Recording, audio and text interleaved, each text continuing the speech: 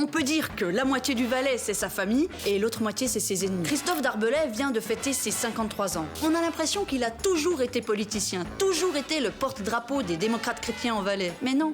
Avant ça, Darbelay a eu une vraie vie. Christophe Darbelay naît dans une famille de 5 enfants, et déjà là, c'est le boss, l'aîné. Il a 4 ans quand il incite les voisins à voter pour son oncle, Vital Darbelay. Lui aussi a siégé à Berne. Et parce que politicard, ça ne s'apprend pas dans un CFC, il se forme d'abord comme ingénieur agronome à Zurich. Très concrètement, à l'exemple de la tomate, vous trouverez chez Denner une tomate sans... À même pas 30 ans, il dirige la fêtière des agriculteurs en Suisse romande. Et puis il se présente à ses premières élections, sous la bannière du PAX, le concurrent un peu à gauche du PDC valaisan. Il fait un score canon, mais les cadors de son parti lui demandent de se retirer. Non, je ne serai pas candidat au deuxième tour. 4 ans plus tard, il y retourne. Il a entre-temps rejoint le PDC et il conquiert Berne qu'il ne lâchera pas pendant 12 ans. Arrivé à Berne, il remplace Doris Leuthard à la tête du PDC national. Et ça vaut bien une rose. C'est l'époque où Darbelay pèse lourd, une véritable bête médiatique. On le voyait toujours partout, à la télé sur tous les coups, à la radio on garde à vous. L'époque aussi où il participe à éjecter Blocher du Conseil fédéral. L'époque avant qu'on parle publiquement de ses coups d'un soir.